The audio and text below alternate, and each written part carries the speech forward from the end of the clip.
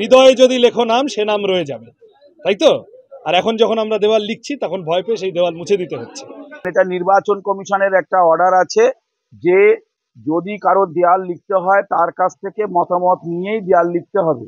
সেই জায়গায় দাঁড়িয়ে থেকে যদি সিপিএম কে মানুষ যদি বর্জন করেছে তা আমরা এখানে কি করতে পারি? দেওয়াল তুমি কার, সিপিএম এর নাকি তৃণমূলের?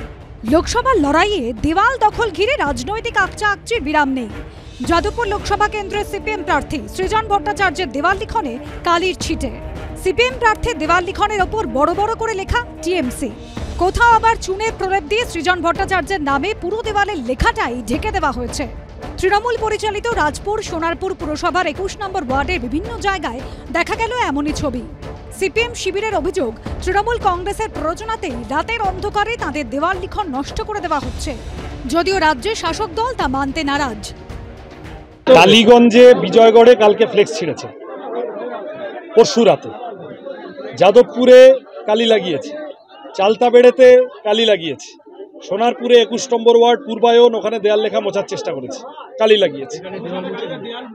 এই যা করছে এতে প্রমাণিত হচ্ছে যত দিন এগোচ্ছে লাল ঝান্ডা শক্তিশালী হচ্ছে, লাল ঝান্ডাকে ভয় বাড়ছে, সিপিএম কে ভয় বাড়ছে, বামফ্রন্টকে ভয় পাচ্ছে।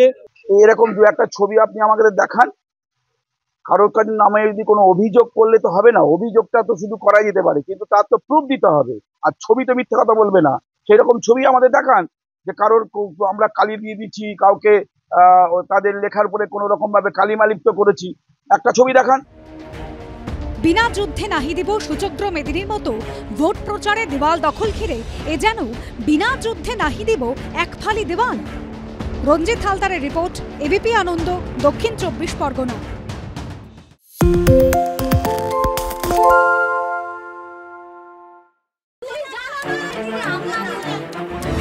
বাংলা চেঁচামেচি চায় না, বাংলা খবর চায়।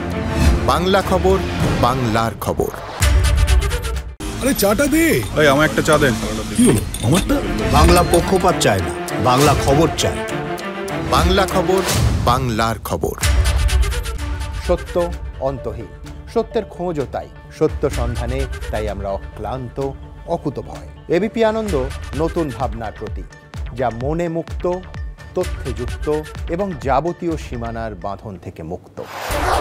সীমা না শব্দটির মধ্যে লুকিয়ে আছে মানা শব্দটি, যেন চোখ রাঙানি এক অদৃশ্য বেড়াজাল, যা আটকে রাখে আমাদের এক ছোট্ট গণ্ডির মধ্যে। একমাত্র সঠিক খবরই গড়ে তুলবে এক মুক্ত সমাজ। সেই জগৎ গড়ার লক্ষ্যে কোনো সীমানার ঠুকুটি আমরা মানব না। এবিপি আনন্দ এগিয়ে থাকে, এগিয়ে রাখে।